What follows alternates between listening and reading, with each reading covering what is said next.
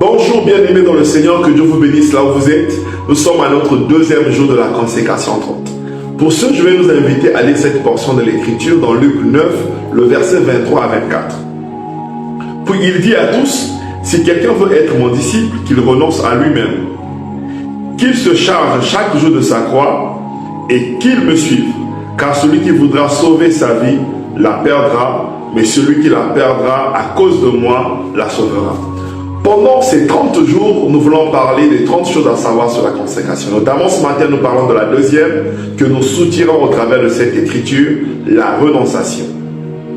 Jésus-Christ, instruisant ces hommes qui devaient être ses disciples et nous qui sommes ses disciples, il les appelle à une vie de consécration. La vie de consécration, c'est cette vie dédiée, c'est cette vie mise à part pour Dieu.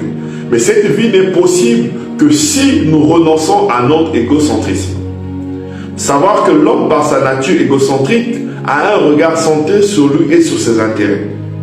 Mais lorsque l'homme doit marcher avec Dieu, l'homme est appelé à renoncer à cette manière de voir, sinon à cette manière de faire, pour vivre désormais selon la volonté de Dieu et mettre Dieu à priorité de sa vie. Ainsi, pendant ces 30 jours, c'est un voyage pour toute la vie que nous appelons chaque enfant de Dieu à marcher dans la volonté du Père, mais tout en n'ayant plus de regard sur ses propres intérêts, mais à prioriser Dieu à tout prix de vue, afin de vivre une vie totalement consacrée.